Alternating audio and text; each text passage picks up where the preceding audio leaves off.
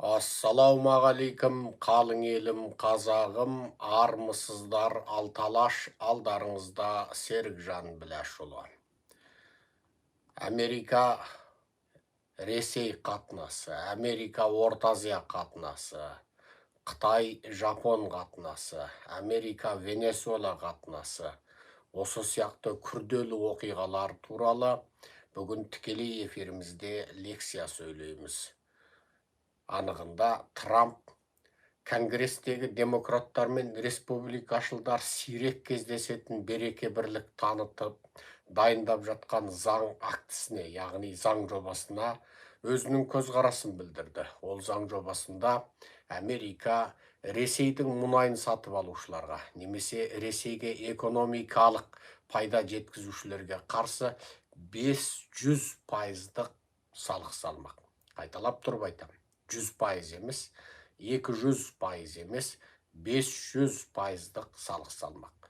Бұл Ресейдің арзан мұнайын алып отырған Үндістан менен Қытайға бағытталған аса күйреткіштік сипаттағы соққы болумен қатар, бұл Путинге ең сұрапыл соққы болмақ. Себебі Роснефть пен Лукойлға салынған санкциядан Ресейге күйреткіштік сипаттағы экономикалық соққы берілгеннен кейін, бұл екінші кезектегі соққы болмақ. Және осы соққының қатарында екі бура шайнасса арасында шыбын өліпті дегендей, Ресейдің мұнайын газын алып отырған және бүкіл байлығын Ресейге беріп тонатып отырған Қазақстан сияқты елге де бұл Америка тарапынан жасалатын бір соққы болуы мүмкін.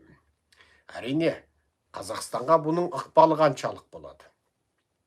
30 жылдан бері өз жерінде бір мұнай өңдеу, мұнай айыру зауытын салмаған Қазақстанның диктаторлық тирандық жүйесі мұнай өнімдерін Ресейден алады. Демек, Трамптың бұл соққысы Үндістан мен Қытайға ғана ауыр тиместен Қазақстанға да ауыр тиеді. Қазақстан билігі алдағы уақытта Ресейден газ ала алмай, мұнай ала алмай, бензин ала алмай, яғни өңделген мұнай өнімдерін ала алмай қор болуы мүмкін. Мүмкін енді Қазақстан Американың осы соққысынан соң өздері мұнай өңдеу зауытын салуға мәжбүр болуы мүмкін. Немесе Ресей мен екі тарап келісіп, бұғанға дейін Қазақстанда мұнай өңдеу зауыттарын салуға Ресей барынша кедергі жасап келді. Әрине оған Мәскеушіл Назарбай, Тоқай Құлыбаевтың билігі де Ресейдің ымымен түсініп, тақымын қысқанда жорғасына басып отырғандығы белгілі. Сөйтіп олар Ресейден бензин, сәлерке, тағы басқа мұнай өнімдерін алып отырды. Өздері оны салатын зауыт салған жоқ. Міне қараңыздар. Енді осындай жағдайда Ресей Қазақстанға рұқсат беріп, құлдарым, енді өздерің зауыт салып алыңдар деуі мүмкін. Оның ар жағында екі мақсат тұрады. Қазақстан енді өзі өңдеген бензин сәлеркені, немесе дизель отындары сияқты, немесе жойғыш ұшақтарға арналған өнімдерді құпия түрде Ресейге тышқаншылап тасуы мүмкін. Бұл барған сайын өз елі өз жерінде мұнай өңдеу зауыттары Украин дрондар тарапынан күннен күнге өртеліп, көбейіп жатқан Ресей үшін алғанда, Қазақстаннан дайын және қауіпсіз өнімді алу Ресейге де тиімді болуы мүмкін. Және Американың санкциясынан бас сауғалауға Қазақстанға да тиімді болуы мүмкін. Күріштің арқасында күрмек су ішеді деп, Американың санкциясының арқасында қазақ жерінде өз мұнайын өзі өңдейтін зауыт салынып қалса, ғажап емес ақ. Ендеше бұл лекциямыздың арты тағы бір күрделі қызық жағдаймен байланысады. Ол Америка Венесуэлаға екі жақтан да қыспақ салып жатыр. Қазір Американың теңіз армиясының 20% Венесуэланың айналасына шоғырланды. Мадуроның шошығаны соншалық, Американың атақты ән жұлдызының Imagine әнін айтып шырқап кетті. Тіпті Америка Венесуэла бір туған деп өлермендік қалде Трампқа жағымпазданып жатыр. Трамп бүкіл Американың әскери күшін, тіпті бомбалаушы ұшақтарын, тіпті ұшақ тасығыш кемелерін, соққылағыш кемелерін, тұтасыменен Венесуэланың маңына жинап алып, тырып кетпей күзетіп отыр. Ал Венесуэланың есірткі тасымалдайтын және есірткі жасайтын құрылғыларды тасымалдайтын бірнеше кемелерін жарып жіберді. Бұл тіпті әлде қашан, әлде қайда есірткіге қарсы тұру күресінен асып кетті. Енді ойлаңыздар, Венесуэланың бай мұнай қорын Америкаға сатуға бейілді екендігін, Америкамен бірлесіп мұнай игеруге бейілді екенін білдіреді. Бұл жерде мынандай нәрсе тұр. Венесуэланың мұнайы халықаралық нарыққа кіретін болса, немесе Америка Венесуэланың мұнайын игеретін болса, онда халықаралық нарықтағы Ресей мұнайының бағасы арзандайды. Ал Ресейдің мұнай өңдеу зауыттарын Украина өртеген үстіне өртесе, Ресейдің ең үлкен Роснефть пен Лукойльны Американың санкциясынан кейін елдер одан қаша бастаса, Ресейдің мұнай өнімдерін алушыға Америка 500%-лық салық салатын болса, енді келіп өстіп мұнайдың бағасы халықаралық нарықта арта түседі. Арта түскен кезде енді оны төмендету үшін Венесуэланың мұнайы нарыққа кіретін болса, онда бұл орыс үшін алғанда тіпті даурысақ болады. Орыстар осығанға дейін, егер Ресейдің мұнайына санкция салсаңдар, сендердің мұнай үшін төлейтін ақшаларын көбейе түседі, шығынға бата түсесіңдер деген болса, енді шынында да бағаның арта түсуін төмендету үшін Венесуэла сахнаға шығуы мүмкін. Бұл халықарадағы үлкен бір ойынды бастап жіберді. Ендеше лекциямызды бізбен бірге болып тыңдаңыздар, бөлісіңіздер, коммент жазыңыздар. Соңғы кезде мынау YouTube-тың ішіне бұқпантайлап кіріп алған ресейшіл, қытайшыл админдердің кесірінен біздің YouTube арнамыз қайта-қайта хакерлік шабуылға ұшырап отыр. Кеше бір пост салдым Facebook'те де, мына YouTube-тың пост бөлігінде де. Онда көрілім 0, бірақ коммент бәленбай 100, лайк түгенбай 100. Сонда бәленбай коммент қайдан жазылды? Түгенбай лайк қайдан басылды? Әдетте бір адам, бір аккаунт, бірақ лайк басалады. Демек бәленбай адам әлгі жерде лайк басып отыр. Түгенбай 100 коммент жазылып отыр. Бірақ көрілім 0 болды. Неге көрілім кем дегенде соның 10-нан біріндей болмайды?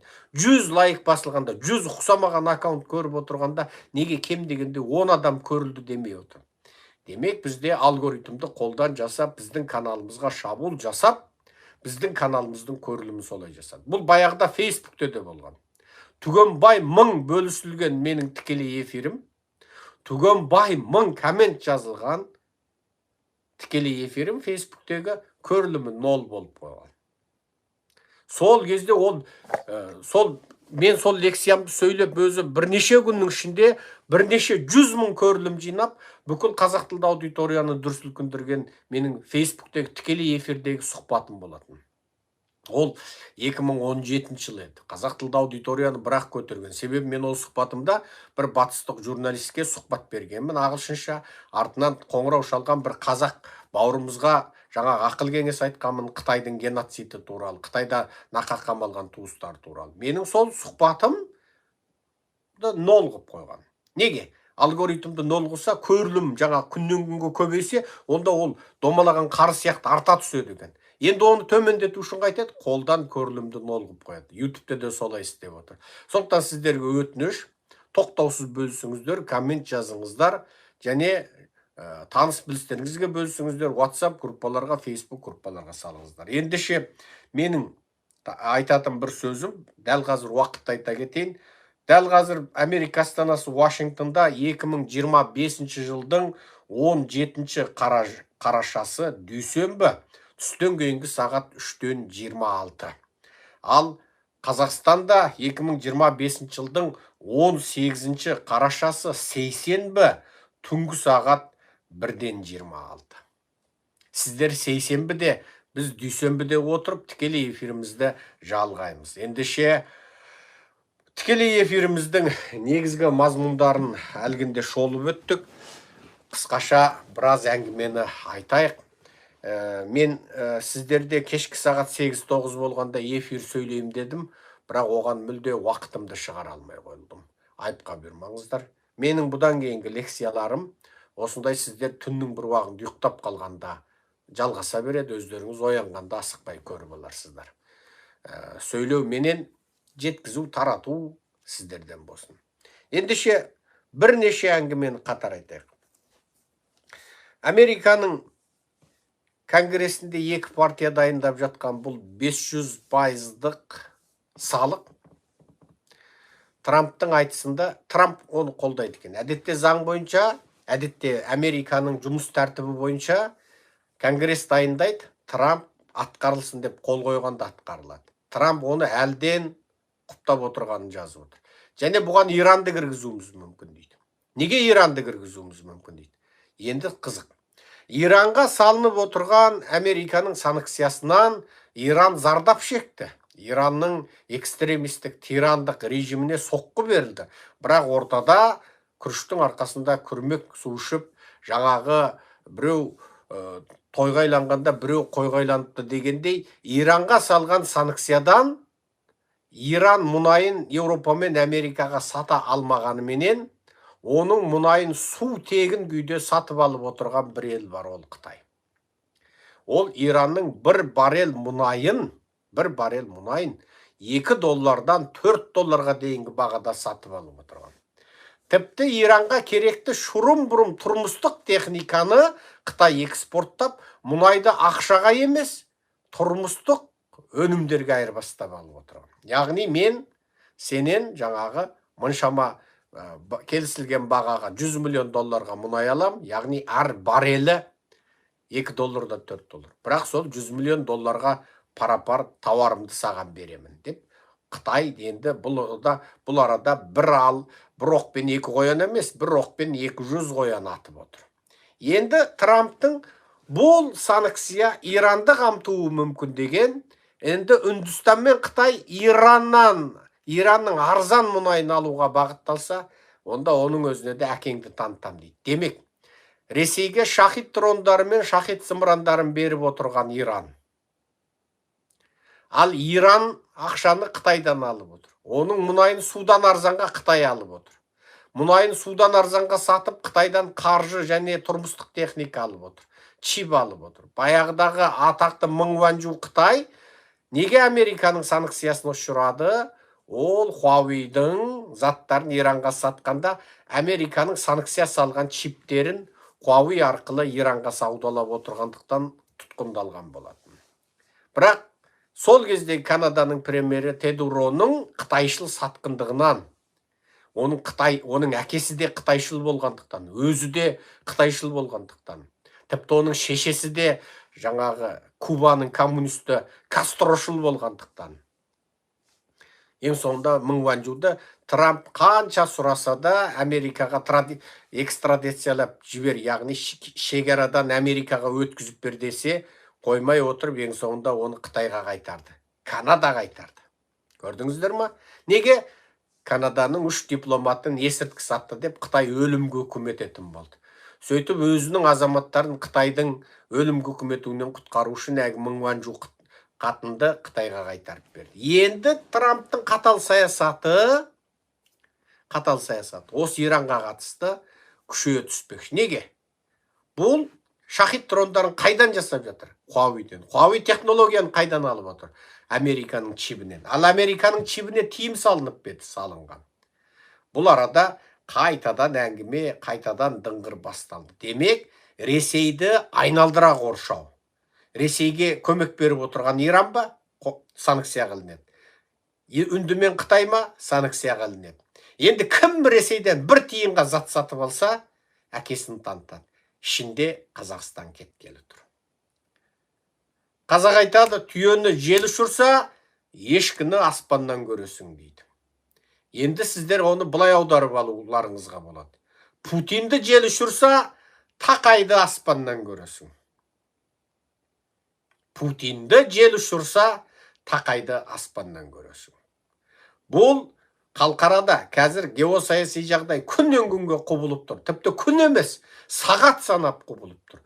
Өткенде ғана Корейде Ши Цзиньпин мен Трамп кездесіп, екеуі келісім шартқа отырып, уағдаласып қайтқан. Уәдеңнен күндіз берген, түнде қайтып, қойдың ғой ерге жақты сипалатып деп, қазақтың бұрынғы сал серілері айтқандай, Трампқа берген уәдесінен, кешегі Корейде берген уәдесінен бүгін Ши Цзиньпин тайқып қалыпты. Енді Американың дәу сатып алуды Қытай тоқтатып қойыпты. Америкада соя бұршақ деген бұршақ бар. Қазақшасы дәу бұршақ. Бұл дәу бұршақ мынау бұршақ өнімдерін ең көп тұтынатын Қытайға да, өзіне де, оның шошқасына да, сиырына да ең керек. Жемге керек, тағы басқа бұршақ өнімдер, белок, анау мынау, протеин, соның бәрін содан алады. Енді соны тоқтатып қойып отыр. Неге? Оны Латын Америкадан алады. Енді Қытайдың бұл қитұрқы саясатына қарсы Америка енді Жапонияны ашық түрде Қытай менен ұстасуға салып қойды. Неге? Іргесінде тұр. Қазір Жапон менен Қытай ұстасып жатыр. Ұстасқанда қандай? Жапонның әйел премьер-министрі Тайванда іс туылса, ол Жапонның ісі деп айтты. Тіпті Тайван ғана емес, Тайванның оңтүстігіндегі Филиппин менен Жапонияның әскери одақтастығы түзілді. Енді Филиппиннің әскери кемелері Жапонияға, солтүстікке, өрге қарай жүріп, Жапонияның әскери порттарына кіре алады. Жапонияның әскери кемелері Филиппин порттарына кіре алады.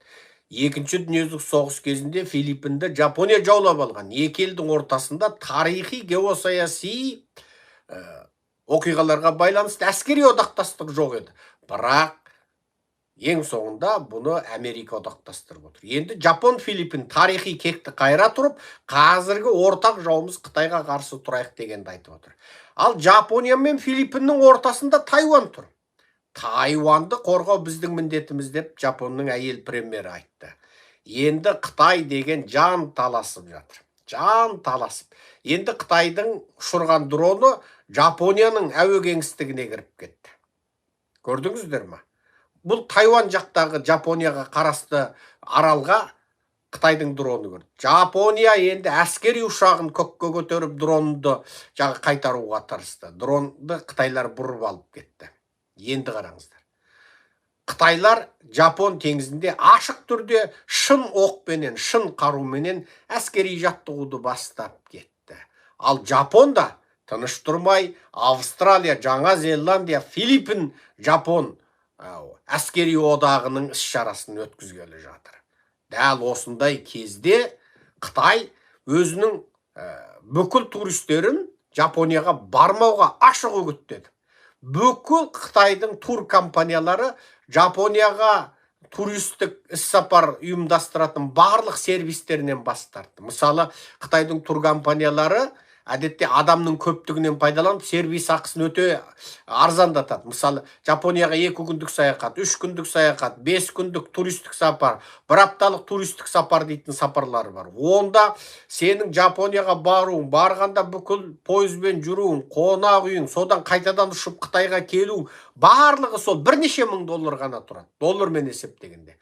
Бұл тіпті бұндай сапарда сенің 1 апталық қонақ үйің, тамағың, жүрісің, жатағың, анау мынауың қайтып келген ұшағыңа дейін бәрі $1000 мың. Ал бұл $1000 мың мен Қытайдың ішінде де өйтіп бәленбай жерді көре алмайсың. Ал бұнда тур компаниялар одан не табады? Себебі әр адамнан олар шамалы ғана аз табады, бірақ олар өте көп адамды ұйымдастыру арқылы адамның көптігінен, әр адамнан аз тапқанмен, бірақ бәленбай адамнан табатын табысын есептегенде олардың айлық табысы бәленбай $100 миллион болып отыр. Жапонияға күніне бәленбай, 100 мың бәленбай миллион Қытайдың турист ағылады. Білесіздер, Жапонияның жаңағы тауарының сапасы жоғары. Қытай деген Жапонның шұрым бұрымынан тартып киім кешек анау мынау өледі Қытайлар Жапонның тауарын алуға. Енді соны ашық тиіп жатыр.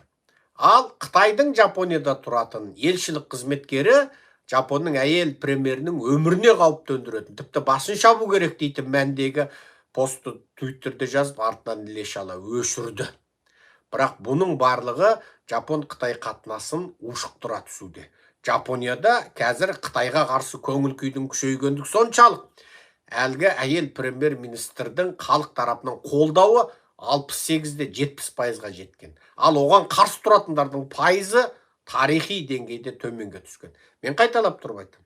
Сіздер қолдау десе, Назарбаевты, Тоқаевты сайлағанда қазақтар 98% дауыс берді деген осындай көрсеткіштерге сеніп қаласыздар үнемі, Путин де 98-99% сайланады. Анау Түркменнің шизофрені 100%-менен сайланады. Жапонияда 40-50, 51-52% дегеніңіздің өзі ол сұмдық көрсеткіш болады. Ал жаңағы әйел премьер-министр, оны қолдаушылардың саны 70-ке таяп кетіп отыр. Жапониядағы анти-қытайлық көңіл күйдің ар жағында не жатыр? Қытайда жапон балаларын өлтіру, Қытайда әке-шешелер қызмет жасайтын жапондықтардың балаларын мектептен шыға берген сәтте өлтіру, Қытайда соңғы кезде қатты күшейген. Ал жапондар Қытайдың осындай өте құтырған әсіре ұлтшылдығына қарсы жапондар үнемі сабыр сақтап келді. Неге? Екінші дүниежүзілік соғыста Қытайға жасаған қиянаты бар. Фашистік Жапония кезінде Қытайдың әйелдерін әскери армияға жезөкшелікке алғандығы, жаңа жапон әскерлері тұрақты түрде өздерімен бірге бәленбай 100 мың Қытайдың әйелін жезөкше ретінде пайдаланғаны, жапон дәрігерлері бұл жезөкше әйелдерді дезинфекциялап, жуындырып, тазаланып, өмірі монша душ көрмейтін, сабын, шампунь көрмейтін Қытайдың жаңағы ауылдан шыққан қыздарын, қаладағы қыздар, Қытай жуынуды білмейді. Қытай қазірдің өзінде де сасып биттеп құрттап жүре береді Қытайлар, өзі сондай халық олар. Сол заманда сол Қытайыңды жуындырып, жаңағы шашын тарап, сосын оны тексеріп, борбайын тексеріп, құрттап биттеп кетпеді ме деп, соны жапонның әскерлеріне кәдімгі жыныстық сервис жасауға салып қойған. Жапон ол заманда 1930 жылдың өзінде орта мектеп білімі жалпыласқан, бүкіл әскерилер сол замандағы ең жоғарғы жаратылыстық білімменен жаңа қамтамасыз етілген білім деңгейі өте жоғары қалып болған. Оларда Жапонияның 20-30 жылғы деңгейі тіпті Қытайда 1990 жылғы деңгейден жоғары болған. Олардың сауаттылық деңгейі, электрлену деңгейі, көліктесу деңгейі, канализация деңгейі, әр 1000 адамның ішінде жоғарғы білімді адамдардың саны, жаңалық ашу деңгейі, тұрмыстық құны, жалпы тұрмыстық көрсеткіш жағынан олар 1920-1930 жылы Қытайдың 1980-1990 жылғы деңгейінен жоғары болған. Міне, енді Жапония екі жақ ұстасып тұр. Американың Жапониядағы елшілігінің өзі Қытайдың әсіре құтырық саясатына қарсы пост жазды, кеше оқыдым.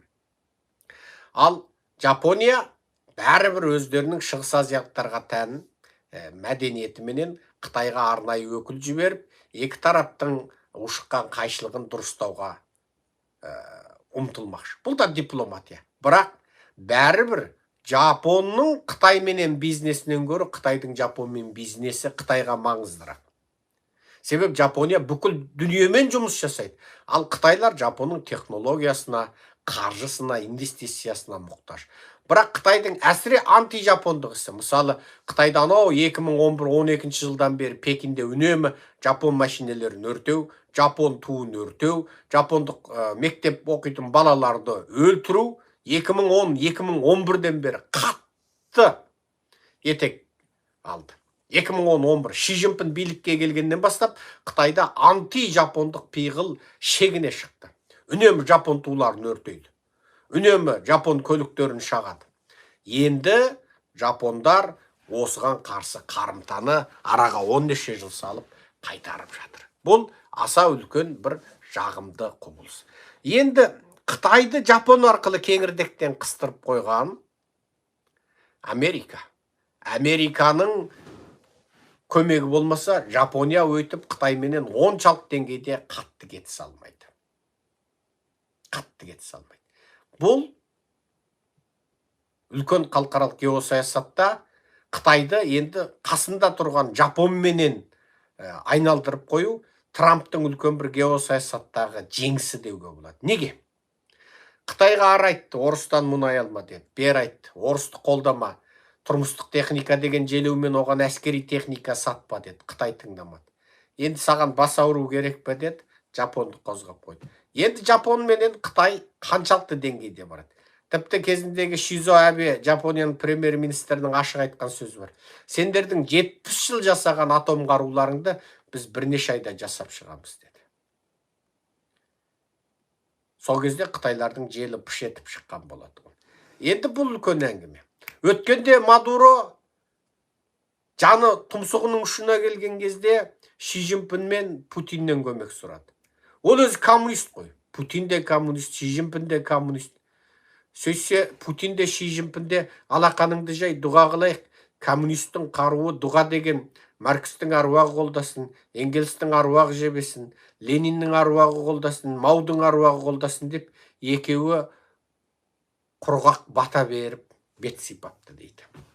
Енді Путин мен Ши Цзиньпиннен қайыр болмағанын көрген Мадуро енді Трампқа қарсы микрофонды қолына алып, Imagine әніне дейін шырқап кеткен қояды. Мен енді ол әнді YouTube-те қоя алмаймын, дереу патент құқығын сұрап страйк жібереді. Өздеріңіз Imagine деп іздесеңіздер шығады. Мадуро шырқап кетіпті.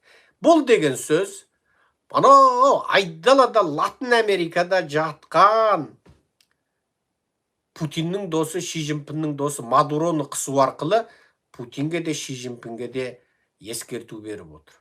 Енді оның мұнайын нарыққа салып жібергенде, Ресей мұнайының нарықтағы кемуінен шыққан мұнай бағасының өсуін анау жуып шайып жібереді. Себебі Ресей мұнайына санкция салынды. Енді нарықтағы мұнай азайды. Енді баға көтеріледі. Баға көтерілгенде Венесуэланың мұнайын салып жібереді. Ал онсыз да Ресей мұнайын алмасақ, Ираннан мұнай аламыз деп отырғанда, Иранды да әлемін деген сөзді айтып отыр. Ортада қосақ арасында қазақ кетеді. Себебі Ресейден бензин сәлерке алатын ел қазақ. Сіздің көлігіңізге жағып жүрген бензин сәлеркеңіздің біразы Ресейден келеді. Міне осыдан-ақ ойласаңыздар болды. Енді жұрт айтады, ойбай, Путин бізге мұнай өңдеу зауытын салғызбай қойыпты дейді. Айналайындар, салмай отырған Назарбай Тоқайдың өзі. Назарбай Тоқай неге қазақ жерінде қаланы дұрыстамайды, өндірісті дұрыстамайды, зауыт салғызбайды? Қазақты құл қылып ұстап отыру керек. Қазақтың қарнын тойғызбау керек. Құлдың қарнын тойғызбау құл иелерінің ежелгі заңы, ежелгі ел басқару жолы. Сондықтан оларға Ресейден дайын мұнай газды ала салған дұрыс. Себебі мұнай өңдеу зауытына кететін шығын өте көп. Оны өңдеп отыру керек, ұстап отыру керек. Оның пайдасы да шаш-етектен болғанмен, ол мұнай өңдеу зауытын жүргізу үшін, оны технологиялық қамтамасыз етіп отыру үшін, оның тез тозатын бөлшектерін ауыстырып отыру үшін кететін шығын да көп. Сондықтан Назарбай Тоқай кез келген уақытта ертең мен қашамын деп дайын тұрған чемоданный настроениедегі жағдайда. Бұны не дейді? Бұны чемоданный настроение дейді. Неге? Чемоданын буып түйіп, кез келген уақытта қашуға дайын тұрған Назарбай Тоқайға ертең бәленбай жылда әрең құны қайтатын мұнай өңдеу зауытын салу пайдалы емес. Оған ол ақшасының барлығын Дубай асырып, Вирджин аралдарына, Бахама аралдарына, офшорлық есеп шоттарына тыққан әлде қайда пайдалы. Екіншіден, мұнай өңдеу зауыттарын салса, немесе Қазақстанда басқа өндірісті өркендетсе, қазақтың қарны тоя бастайды. Қазақтың қарны тойған оларға керек емес. Қазақтың құл болып, жәутең көз болып, алақан жайып,